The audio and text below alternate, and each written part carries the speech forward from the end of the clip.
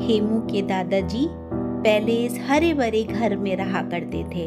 उन्होंने इस घर को बहुत प्यार से बनवाया था, लेकिन उनके जाने के बाद इस घर के ऊपर एक पेड़ निकल आया तो हेमू के पापा ने एक दूसरा घर बनवा लिया। जो घर बहुत बड़ा घर था, लेकिन वो ईंट और पत्थरों का घर था। वहाँ पर हरियाली बिल्कुल भी नहीं थी। वो घर तो बहुत बड़ा था, लेकिन वहाँ पे ना तो फूल थे ना पौधे थे। हेमू को अपने दादाजी की बहुत याद आती थी, तो हेमू ने कुछ गमलों को खिड़की पर रख लिया था। ये उसके दादाजी के गमले थे। दादाजी का कमरा उस घर में उसके पापा ने बनवाया था और हेमू उसी कमरे में रहा करता था। एक बार हेमू सो रहा था, उसको लगने लगा जैसे उसके दादाजी उसको बुला रहे हैं। वो अपने दादाजी से बहुत प्यार करता था, तो भी उसको लगा जैसे उसे कोई आवाज़ दे रहा है।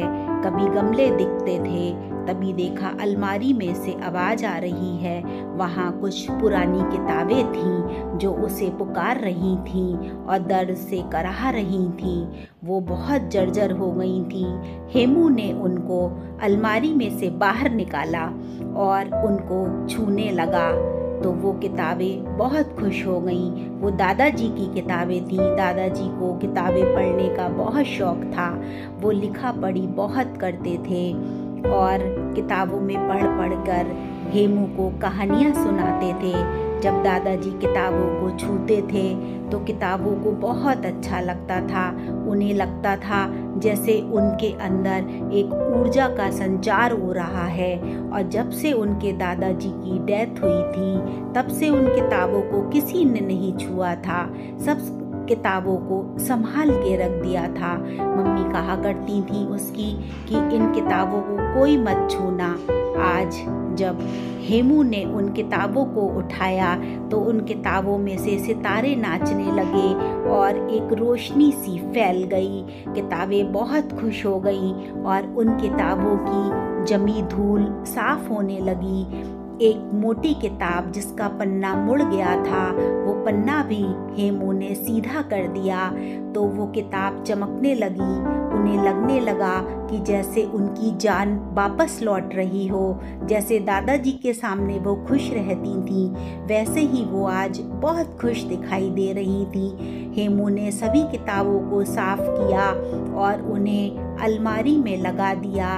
अब अलमारी में से महक आ रही थी। सारी किताबों में जान लौट आई थी। उनके पन्ने भी हेमू ने मरम्मत कर दी थी और नई जिल्द पहना दी थी। अब उन किताबों से रोशनी झांक रही थी और सभी किताबें बहुत खुश हो रही थीं। हेमू के दादाजी ने जो बाग लगाया था, आज वो बाग भी फूलों से भरा हुआ था और सारे फूल हरे भरे दिखाई पड़ रहे थे।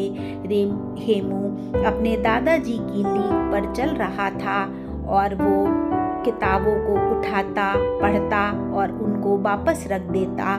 बच्चों, जैसे हेमू ने अपने दादाजी की आदतों को अपनाया था, जैसे कि वो किताबें पढ़ना उसने दादाजी से सीखा था, वैसे ही सभी बच्चों को किताबें पढ़ने की आदत डालनी चाहिए और किताबों को मरने से बचाना चाहिए। अगर किताबें बहुत समय तक अलमारी में पड़ी रहती हैं तो वो मरने लगती हैं, उनमें धूल जम जाती है, उनके पन्ने गलने लगते हैं।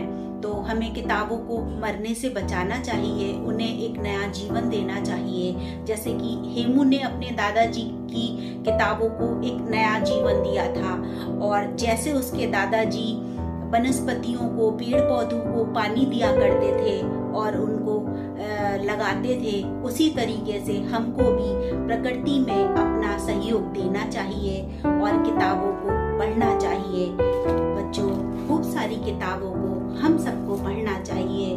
बच्चों को किताबों के प्रति बच्चों का शौक एक बहुत सुंदर शौक है। किताबें हमें जीने की नई प्रेरणा देती हैं, हमें परोपकार सिखाती हैं। बहुत सारी अच्छी अच्छी चीज़ें हम किताबों से पढ़ पाते हैं। किताबें पढ़ने से हमारे अंदर एक सहनशीलता आती है और किताबों से पढ़ा हुआ जो ज्ञान होता है वो बहुत लंबे समय तक हमारे दिमाग में